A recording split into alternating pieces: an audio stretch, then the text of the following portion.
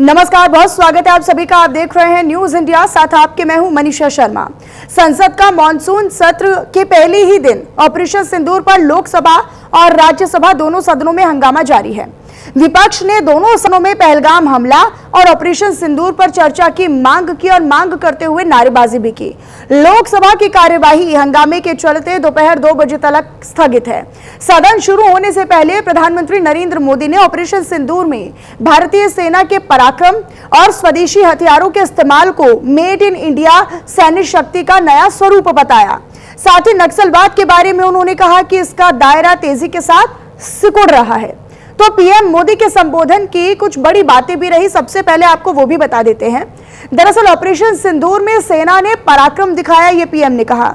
22 minute में पाकिस्तान के आतंकी ठिकानों को जमींदोज करने का काम किया। मेड इन इंडिया सैन्य शक्ति का नया स्वरूप है, नया आधार है। मेड इन इंडिया स्वरूप से दुनिया भी आकर्षित हुई। भारतीय हथियारों के प्रति दुनिया का आकर्षण बढ़ा है और आतंक के खिलाफ खड़े सभी दलों की सराहना उन्होंने की है। इस दौरान उन्होंने कहा कि हमारी सैन्य शक्ति ने पराक्रम सिद्ध किया और दुनिया का ध्यान आतंकवाद पर केंद्रित किया। पहलगाम नरसंहार से पूरी दुनिया चौंक उठी है। कई दलों के प्रतिनिधि कई देशों के दौरे पर गए, यानी कि उन्होंने एमपीज के द्वारा गए, वहां पर दौरे को लेकर भी उन्होंने जिक्र किया। उन्होंने कहा कि एकता का वातावरण देश को उत्साहित करता है और देश का उत्साह बढ़ाने का काम यह करता है। तो जिस तरीके से आतंकवाद पर देश एकजुट है, तमाम विपक्षी दल भी एकजुट है और जिस तरीके से उन्होंने विदेश यात्रा की, भ्रमण किया और पाकिस्तान के खिलाफ उन्होंने बेनकाब करने का काम किया, उसको लेकर उन्होंने इसे एकता का एक प्रतीक कहा। उन्होंने कहा कि ऐसा मुद्दा जिस पर सभी लोग एक साथ है तो निश्चित तौर पर ये एकता को बढ़ाता है और भारत के उत्साह को भी और ज्यादा दोगुना करता है। तो वही राहुल गांधी ने सदन में विपक्ष की आवाज को दबाने का आरोप लगा दिया। दरअसल राज्यसभा में कांग्रेस अध्यक्ष मल्लिकार्जुन खड़गे ने पहलगाम में हुए आतंकी हमले का मुद्दा उठाया। मल्लिकार्जुन खड़गे ने कहा कि पहलगाम हमले के आतंकी अब तक पकड़े नहीं गए हैं, वे मारे भी नहीं गए। लेफ्टिनेंट गवर्नर ने कहा है कि जम्मू कश्मीर में इंटेलिजेंस फेलियर हुआ। ट्रंप 24 बार ये कह चुके हैं कि हमने युद्ध रुकवाया, यानी मध्यस्थता ट्रंप ने करवाई। सरकार को इन सभी सवालों का जवाब भी देना होगा। इस दौरान केंद्रीय मंत्री जेपी नड्डा ने मल्लिकार्जुन खड़गे के बयान का जवाब दिया और ये कहा कि देश में ऐसा संदेश नहीं जाना चाहिए कि सरकार पहलगाम और ऑपरेशन सिंदूर पर चर्चा नहीं करना चाहती। हम चर्चा करेंगे और जरूर करेंगे और हर तरीके से करेंगे। ऑपरेशन सिंदूर के सभी पॉइंट्स को, सभी पहलुओं को देश के सामने रखा जाएगा, ये उन्होंने कहा है। तो देखिए, इसको लेकर विपक्ष कह रहा है कि हम चाहते हैं कि पहलगाम मुद्दे पर हमला, जिस तरीके से पहलगाम हमला हुआ उस मुद्दे पर चर्चा की जाए। और जो मध्यस्थता की बात डोनाल्ड ट्रंप 24 बार दुनिया के सामने कह चुके हैं, वैश्विक पटल पर कह चुके हैं। प्रधानमंत्री नरेंद्र मोदी के साथ भी आपको याद होगा एक बार साझा प्रेस कॉन्फ्रेंस में कहा था। तो देखिए, इसको लेकर भी उन्होंने कहा कि इस पर भी चर्चा होनी चाहिए। तो मॉनसून सत्र शुरू होने से पहले पीएम मोदी ने क्या कुछ कहा, आपको वो भी सुनवा देते हैं।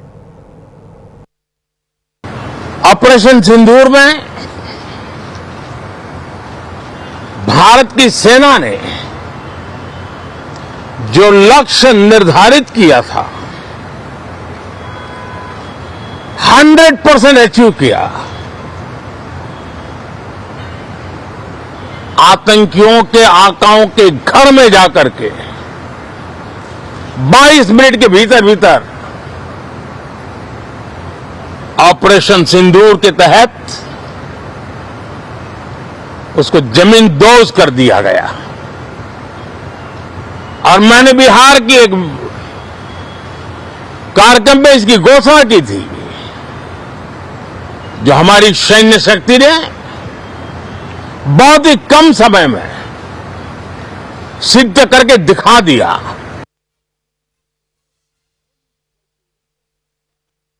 हाउस में डिफेंस मिनिस्टर को बोलने देते हैं, उनके लोगों को बोलने देते हैं। अगर विपक्ष का कोई तो अलाउड नहीं है। मैं लीडर ऑफ अपोजिशन है, मैं लीडर ऑफ अपोजिशन, मेरा हक है, मुझे तो कभी बोलने ही नहीं देते। ये एक नया अप्रोच है। चर्चा तो होगी, अगर वो अलाउ करेंगे तो होगी, मगर इशू ये है कि कन्वेंशन कहता है कि अगर सरकार के लोग कुछ बोलें तो हमें भी स्पेस मिलनी चाहिए। हम 2 शब्द कहना चाहते थे मगर विपक्ष को ही अलाउड नहीं। तो देखिए, मॉनसून सत्र शुरू होते ही राज्यसभा में विपक्ष की ओर से भी ऑपरेशन सिंदूर का मुद्दा उठाते हुए मल्लिकार्जुन खड़गे ने सरकार पर जानकारी नहीं देने का आरोप लगाया। तो वहीं जेपी नड्डा ने भी बयान दिया और ये कहा कि ऑपरेशन सिंदूर जैसा ऑपरेशन देश में पहले कभी नहीं हुआ। मोदी जी के नेतृत्व में सरकार हर विषय पर चर्चा के लिए तैयार है। सुनवाते हैं आपको। मैंने पहलगाम आतंकवादी हमले और ऑपरेशन सिंदूर के बाद की स्थिति पर रूल 267 नोटिस दिया है। ये रूल्स के मुताबिक ही दिया है जो अपने किताब में है। सर, पहलगाम हमला 22 अप्रैल को हुआ था। अब तक आतंकवादी पकड़े नहीं गए, मारे भी नहीं गए और उन्होंने हमको बार बार बताया कि उन्हीं के ऊपर डायरेक्टली मारे गए और वो उसमें मर गए। ये भी खबर हमको मिली, लेकिन हम ये जानना चाहते हैं क्योंकि हमने तो अनकंडीशनल सपोर्ट पूरे हाउस, पूरे ऑल पार्टी ने दिया।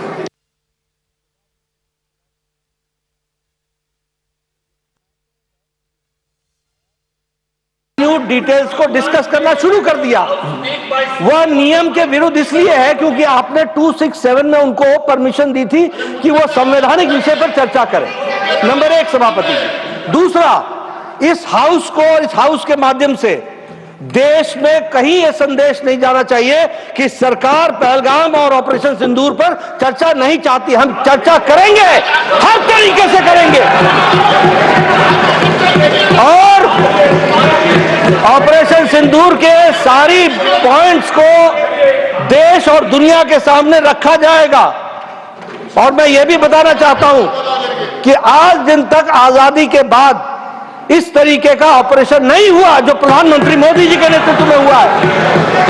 आई am not going into the details of it, but I would like to tell you.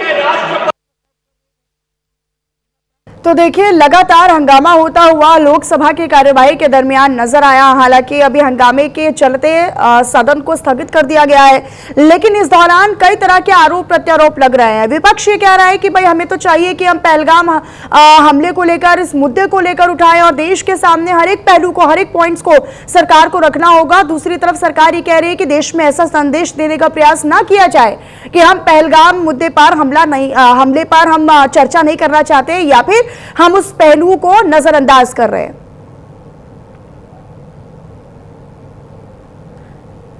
विपुल जी हमारे साथ जुड़े हुए हैं। विपुल जी, मैं आप ही के साथ इस चर्चा की शुरुआत कर लेना चाहती हूं। पहले तो बहुत स्वागत है आपका न्यूज इंडिया पर। लेकिन विपुल जी, ये जो आप देख रहे हैं कि संसद में देखिए चर्चा होती है, चर्चा शुरू होने से पहले हंगामा हो जाता है और उसके चलते हम देखते हैं कि कई मिनट तो घंटे तक जो स्थगित हो जाती है। उसके बाद खर्च भी बहुत होता है, लेकिन मुद्दे पर आ नहीं पाते हैं या मुद्दे पर निष्कर्ष नहीं निकल पाता है। अब विपक्ष ये कह रहा है कि भाई आप चर्चा नहीं करते हैं, हमारी आवाज को दबाने का प्रयास किया जा रहा है। सरकार कहती है कि ऐसा संदेश नहीं देना चाहिए देश को, हम तो हर मुद्दे पर चर्चा करेंगे और हर तरीके से करेंगे। नहीं, देखिए, नमस्कार, दोनों बराबर के हिस्सेदार हैं संसद की कार्यवाही में बाधा डालने के लिए। विपक्ष जो आरोप लगा रहा है पक्ष पर और पक्ष कह रहा है कि विपक्ष, ये मैं पीछे भी बात कर रहा था तो यही कर रहा था एक दूसरे चैनल पर भी और आपके चैनल पे भी सुबह, कि पिछले 11 वर्षों में हम ये लगातार देख रहे हैं कि संसद की कार्रवाई को किस तरीके से गैर जिम्मेदाराना हरकत के साथ ये लोग स्थगित करा देते हैं। इस स्थिति में लेके जाते हैं कि स्थगन करना पड़ता है, उसको रोकना पड़ता है। तो ये मुझे लगता है कि ये बहुत अजीब सी स्थिति है। और पिछले दिनों में मैंने जो संसद की कार्यवाही देखी है अब तक की संसद की कार्यवाहियों में भारतीय संसद की अभी चुने गए सदस्यों की सबसे गिरावट वाली स्थिति है। इसके लिए कोई एक पक्ष जिम्मेदार नहीं है। मैं बहुत क्लियर शब्दों में ये कहना चाहता हूं। आप याद करिए, अटल बिहारी वाजपेयी विपक्ष के नेता हुआ करते थे और एच.डी. देवेगौड़ा प्रधानमंत्री हुआ करते थे। विपक्ष के नेता के रूप में अटल बिहारी वाजपेयी ने कहा कि निर्णय न लेना भी एक निर्णय होता है और इसको मुस्कुरा करके जवाब देते हैं एच.डी. देवेगौड़ा। या सोनिया गांधी विपक्ष की नेत्री हुआ करती थी, अटल बिहारी वाजपेयी पक्ष में नेता पक्ष हुआ करते थे और किस तरीके से संसद बहुत मैनर ढंग से चलती थी, बहुत संवेदनशील मुद्दों पर बहुत संवेदनशील ढंग से कार्रवाई की जाती थी, बातचीत की जाती थी, बहस की जाती थी। तो वे दिन याद करके लगता है कि भारतीय राजनीति की ये सबसे गिरावट वाले दौर में हम हैं। भारतीय संसद का सबसे खराब दौर से गुजर रहा है भारतीय संसद, और उसमें भी खासतौर पे लोकसभा को लेकर के मैं बात करूंगा। अभी आप राज्यसभा की कार्रवाई देख लीजिए, अभी मैं देख रहा था कार्रवाई लोकसभा के स्थगन के बाद राज्यसभा वाली, तो उसमें ये मैं देख रहा था कि मनोज झा प्रश्न कर रहे थे, मंत्री जवाब दे रहे हैं, इतना मतलब ठीक वे में वो चल रहा था। कंपैरेटिवली आप देखेंगे तो लोकसभा से ज्यादा राज्यसभा के लोग अच्छे से प्रश्न करते हैं और अच्छा जवाब दिया जाता है।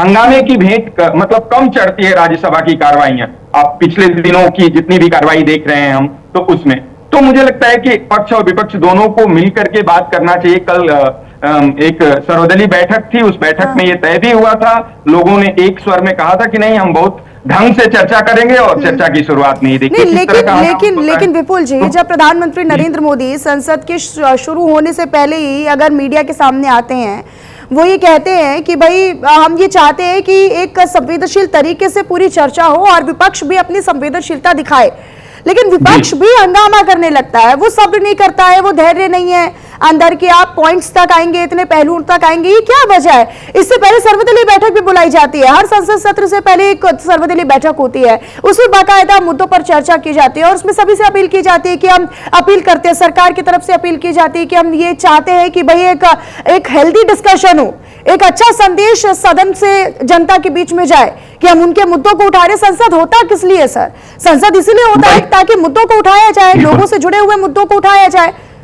बिल्कुल, आम लोगों के पैसों की बर्बादी हो रही है। और मजेदार बात यह है, बहुत अजीबोगरीब स्थिति है कि जब भी सर्वदलीय बैठक होती है तो ये सब लोग बहुत आराम से हामी भरते हैं एक दूसरे से कि हाँ हम इस मुद्दे पर चर्चा करेंगे, और देश के सामने जब जाना होता है, जब कार्रवाई लाइव होती है, तो आप देखते हैं कि कार्रवाई को भेंट चढ़ा देते हैं, हंगामे की भेंट चढ़ा देते हैं। तो मुझे लगता है कि विपक्ष, मैं कह रहा हूं बार बार कि विपक्ष पक्ष दोनों जिम्मेदार है। पक्ष को भी लगातार विश्वास में लेने का काम किया जाना चाहिए। बड़े भाई की हैसियत से आपके पास सर्वाधिक सीट है, आपकी मेजॉरिटी है, आपको ऐसे मुद्दों पर चर्चा करनी चाहिए, जिस पर वो प्रश्न कर रहे हैं उस पर बात करना चाहिए। मैं कह रहा हूं, प्रधानमंत्री ने प्रेस कॉन्फ्रेंस किया, बहुत अच्छी बात कही कि ऑपरेशन सिंदूर पर हम अगर बहस करने जा रहे हैं तो ऑपरेशन सिंदूर की संवेदनशीलता को समझिएगा। उन्होंने एक गुजारिश की विपक्ष के लोगों से, तो उसे विपक्ष को भी समझना चाहिए। और पक्ष अगर बार बार कह रहा है आकर के ये कि ट्रंप क्यों कहते हैं, ट्रंप कौन से प्रवक्ता होते हैं सीज फायर को लेकर के बोलने वाले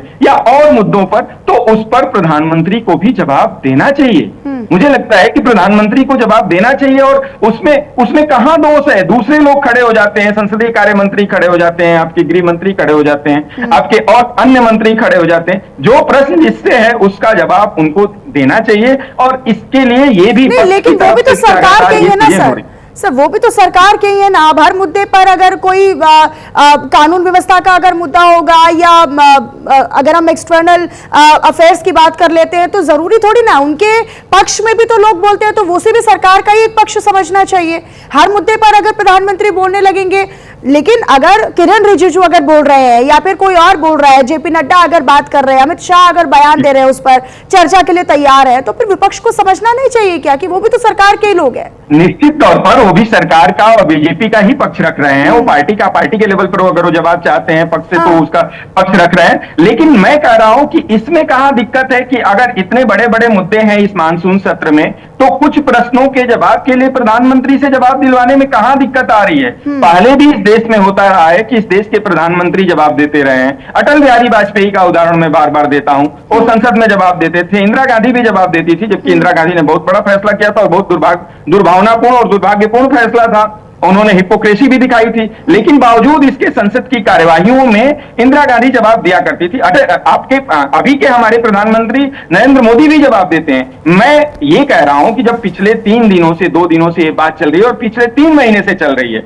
कि संसद की कार्यवाही करिए शुरू और उसमें विशेष सत्र बुलाइए। चलिए मानसून सत्र में ही आकर के उनकी बात मानी गई, विशेष सत्र बुलाइए और सीज फायर क्यों हुआ इस पर जवाब दीजिए। और इस पर जवाब किसी और से नहीं चाहिए, क्योंकि ट्रंप एक अमेरिका का राष्ट्राध्यक्ष जब बार बार एक बात बोल रहा है, 24 बार बोल चुका है, तो उसको उसके समकक्ष के व्यक्ति से जवाब चाहिए। डीजीएमओ ने बिल्कुल क्लियर किया था और सच बात है कि कार्रवाई उसी तरीके से हुई थी।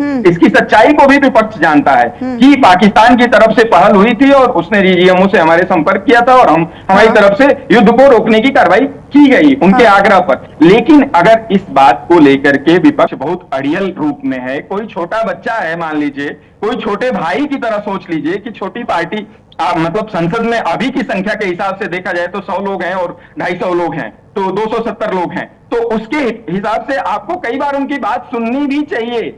असली संसदीय कार्यवाही यही मानी जाती है, लोकतांत्रिक देश होने का यही नमूना है। और आप तो दुनिया के लिए मिसाल बन करके खड़े हैं। आपकी लोकतांत्रिक प्रणाली, आपका चुनाव, सब कुछ दुनिया उसकी तरफ देखती है, बहुत आदर के साथ, बहुत सम्मान के साथ फॉलो अप कर रही होती है। तो हमें लगता है कि हमें भी कहीं ना कहीं बड़ा दिल दिखाना चाहिए। हमें जब मैं कह रहा हूं तो मैं कह रहा हूं पक्ष के लिए, सरकार के लिए, सरकार की बात। प्रोफेसर विपुल जी, मेरा एक सवाल है, अगर सेना आकर प्रेस कॉन्फ्रेंस करती है, सेना आकर पूरी डॉक्यूमेंट्री बाकायदा दिखाती है अपने पीछे जब प्रेस कॉन्फ्रेंस होती है, तो हमने देखा कि किस तरीके से 2 महिला जो बहुत ही ज्यादा जिनकी सराहना भी हुई है वो आती है और पूरी जिस तरीके से पूरा 22 मिनट का पूरा प्रोसेस होता है, पूरी प्रक्रिया होती है, कैसे हमने उनके 9 टारगेट्स पर हमला किया, कैसे हमने पाकिस्तान के उस आतंकी अड्डों को ध्वस्त करने का काम किया, और वहां पर आतंकी रो रहा है, वो ये कह रहा है कि परिवार मर गया, काश मैं भी चला जाता या मैं भी मर जाता। ये सब कम है क्या? इस पर जरूरी है कि अब अलग से प्रधानमंत्री बोले? मतलब या तो फिर सेना पर विश्वास नहीं है, फिर सेना पर आप सवाल खड़े कर रहे हैं। अगर सेना आकर बोल रही है कि ये हुआ है, वो हुआ है, हमने इतने टारगेट्स अचीव किए हैं, पहलगाम हमले पर अभी इतना हुआ है, हमने इस तरह से टारगेट अचीव कर लिए, हमारा ये मकसद नहीं था कि हम वहां पर सिटीजन्स पर हमला करें, तो वो किया। अब सेना अगर बात कर रही है, डीजीएमओ की तरफ से अगर बात की गई है, वो ये कह रहे हैं कि भाई सबसे पहले उनकी तरफ से प्रस्ताव आया था कि आप सीज फायर कर दीजिए, युद्ध रोक दीजिए, उसके बाद डीजीएमओ में बात हुई, उसके बाद उनकी कंडीशंस हमने मानी और फिर हमने फैसला लिया कि चलिए ठीक है युद्ध विराम करते हैं। थर्ड पार्टी क्या कह रही है, डोनाल्ड ट्रंप क्या कह रहे हैं, वो हम लगातार उसको साफ कर रहे हैं कि डोनाल्ड ट्रंप की कोई उसमें भूमिका नहीं है। एस जयशंकर लगातार आकर बोल चुके हैं, गृह मंत्री बोल चुके हैं आकर। अब और कैसे सफाई चाहिए विपक्ष को सर? नहीं, बिल्कुल इसको देखिए थोड़ा दूसरे तरीके से रीड करना चाहिए। मनीषा जी, मैं आपसे आग्रह करूंगा कि इसे इस तरीके से भी देखिए कि उस कार्यवाही की पूरे देश में न सिर्फ विपक्षी पार्टी बल्कि सब लोगों ने एक स्वर में बहुत उसकी तारीफ की थी। जिस तरीके से सेना ने प्रेस कॉन्फ्रेंस किया और सांप्रदायिक सौहार्द बिगाड़ने का काम जिस तरह से पाकिस्तान की तरफ से आतंकवादियों की तरफ से किया गया था, उस पर बहुत बड़ी कार्रवाई और बहुत स्पष्ट कार्रवाई भारतीय सरकार ने की थी। उसके लिए मैं कह रहा हूं बार बार कि उसमें कतई कहीं कोई विरोध नहीं है और विपक्ष को इस बात को समझना चाहिए कि वे बहुत शानदार ढंग से हमारी सेना ने जवाब दिया था, उस पर कहीं कोई किसी को आपत्ति नहीं होनी चाहिए। और उस समय हमने देखा था, इसे इस रूप में भी स्वीकार करना चाहिए कि उस समय हमने देखा था कि भारत की सारी विपक्षी पार्टियां एक स्वर में बोल रही थी कि हाँ हम जीत रहे हैं, हम विजय हासिल कर रहे हैं। जो सेना द्वारा कार्रवाई हुई पहले दिन की 22 मिनट की, जिसका जिक्र आज खुद स्वयं प्रधानमंत्री जी कर रहे थे, तो उस पर तो सब लोग एक मत थे। लेकिन जब बार बार एक राष्ट्राध्यक्ष, और जानती हैं कि दुनिया के पॉलिटिक्स में कैसे उसकी बड़ी गति है और यति है, कैसे वो निर्धारित करता है चीजों को, वो बार बार जब 24 बार कह रहा है तो क्या इसका एक बार जवाब देते प्रधानमंत्री की तरफ से नहीं बनता? एस जयशंकर ने दिया, सबने दिया। और अगर विपक्ष में बार बार कह रहा हूं कि अगर इसी की मांग कर रही है तो क्या मजबूरी है? इन मजबूरियों को भी देखना चाहिए और क्या कारण है कि प्रधानमंत्री हमारे संसद में खड़े होकर के ये नहीं कह रहे हैं कि नहीं ट्रंप की वजह से नहीं, हमने पाकिस्तान के निवेदन पर सीज फायर किया था। ये किया जाना चाहिए। मैं इसको इस तरीके से रीड कर रहा हूं। ठीक बात है, आप जो कह रहे हैं उन बातों में 90% सच्चाई है कि कई बार क्या अधिकतर मुद्दों पर अधिकतर बार विपक्ष विरोध के लिए विरोध की राजनीति का रवैया अपना रहा है। और पिछले 10 वर्षों से 11 वर्षों से भारतीय जनता पार्टी सरकार बनने के बाद ये बहुत दुर्भाग्य एवं दुर्भावनापूर्ण है। अच्छा, विपक्ष ये कहता है, विपक्ष ये कह रहा है, विपुल जी, आप बने रहिएगा हमारे साथ। मैं सवाल आगे भी आपसे करूंगी, लेकिन लोकसभा सांसद जगदंबिका पाल ने राहुल गांधी पर जमकर हमला बोला है। हमारे पॉलिटिकल एडिटर रजत राकेश टंडन जी ने सांसद जगदंबिका पाल से खास बातचीत की है। इस दौरान उन्होंने क्या कुछ कहा, सुनवाते हैं आपको। बातचीत करने का मौका नहीं मिला। विपक्ष के नेता राहुल गांधी ने आरोप लगाया। उस समय पीठासीन जगदंबिका पाल साहब थे, सीनियर सांसद। सर, राहुल गांधी कह रहे साहब हमको मौका मिलना चाहिए था, मैं विपक्ष का नेता हूं, क्यों नहीं बोलने दिया? नहीं, अगर बोलना चाहते हैं तो उन्हीं के सदस्य सदन में हंगामा कर रहे थे, सदन को बाधित कर रहे थे। मैंने खड़े होकर के कहा, राहुल जी अपने सदस्यों से कहिए कि सदन को सुचारू रूप से चलने दें। अगर वो निश्चित तौर से सदन चलाना चाहते हो, बोलना चाहते, मैंने कहा मैं समझ दूंगा, लेकिन उनके लोग हंगामा करते रहे, नारा लगाते रहे। यहाँ तक कि संसदीय कार्य मंत्री खड़े हुए, उन्होंने कहा कि सरकार आज बिजनेस एडवाइजरी कमेटी में विपक्ष द्वारा किसी सवाल पर हम जवाब दे देंगे।